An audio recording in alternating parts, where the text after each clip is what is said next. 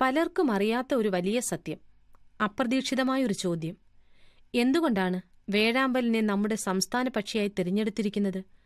പലരും പല ഉത്തരങ്ങളും പറഞ്ഞു. മഴ കാത്തിരിക്കുന്നതുകൊണ്ട്, വംശനാശം സംഭവിക്കുന്നതുകൊണ്ട്, അങ്ങനെ പലതും. എല്ലാം കേട്ടതിനുശേഷം ചോദ്യകർത്താവ് പറഞ്ഞു തുടങ്ങി. നമ്മൾ കേരളീയർ കുടുംബബന്ധങ്ങൾക്ക് പ്രാധാന്യം കൽപ്പിക്കുന്നവരാണ്. അതുപോലെ കുടുംബത്തിന് പ്രാധാന്യം നൽകുന്നതുകൊണ്ടാണ് വേഴാമ്പലിന് ആ പദവി കിട്ടിയതെന്ന് പറഞ്ഞപ്പോൾ പ്രത്യേകിച്ചൊന്നും തോന്നിയില്ല.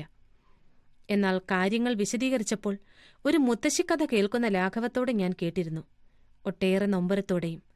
സാധാരണ പക്ഷികളും മൃഗങ്ങളും പോളിഗാമിയാണ്, അതായത് ഒരു പക്ഷിക്ക് ഒന്നിലേറെ ഇണകൾ. എന്നാൽ വേഴാമ്പലിന്റെ ജീവിതായുസ്സിൽ അതിന് ഒരൊറ്റ ഇണ മാത്രമേ ഉള്ളൂ. വേഴാമ്പൽ ഇണ ചേർന്ന ശേഷം മരത്തിൽ പൊത്തുണ്ടാക്കി പെൺപക്ഷി അതിൽ മുട്ടയിടുന്നു. പെൺപക്ഷിയെ പൊത്തിലിരുത്തി ആൺപക്ഷി തന്റെ ശരീരത്തിൽ